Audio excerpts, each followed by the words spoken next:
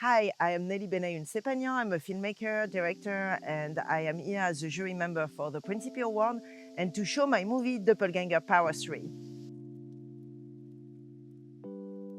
Well, first of all, I should say that Lago Film Festival is like no other festival.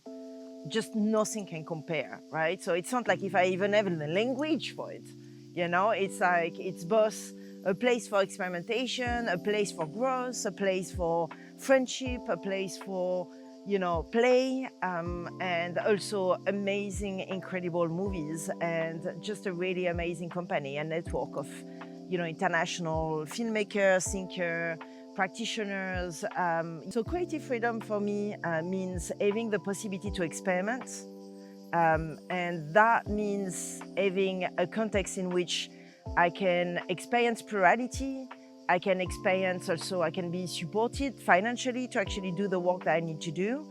And I can also just have a community around me that is gonna be a part of this project. And I think another part of this for me is also like finding a, creative freedom for me is also building a platform by which I can also bring in more people with me to actually enjoy with me that creative freedom. It's not, for me, it's not isolated experience. It's something that is a collective experience. For me, the power of independent cinema comes from its experimental value, but also its capacity to resist oppressive system and ideology, and its capacity to actually offer plurality of outputs and of experiences for members of the public. So right now I'm working on a movie called Heart Snatcher, which is looking at global cooperation and world peace.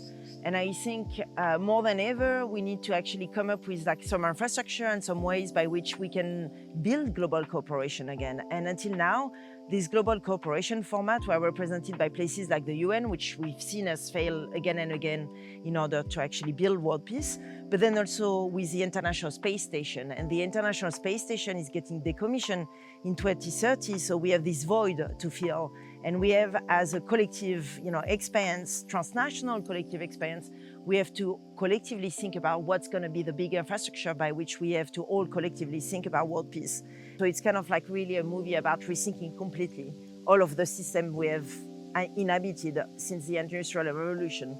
If I had to write the manifesto for the cinema of the future, I would say that for me it's essential that we consider accessibility at its essence.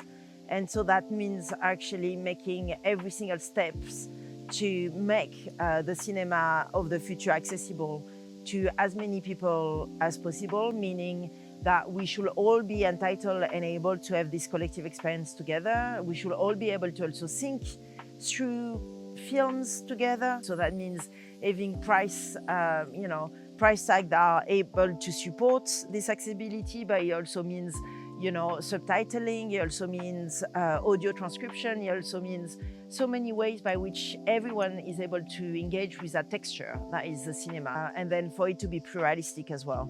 So open to many, many other visions and non-linear. I think that's the other thing as well. I think we need to get rid of this kind of narrative arc. There is a hero journey, we should consider the heroine journey. We should consider the queer journey.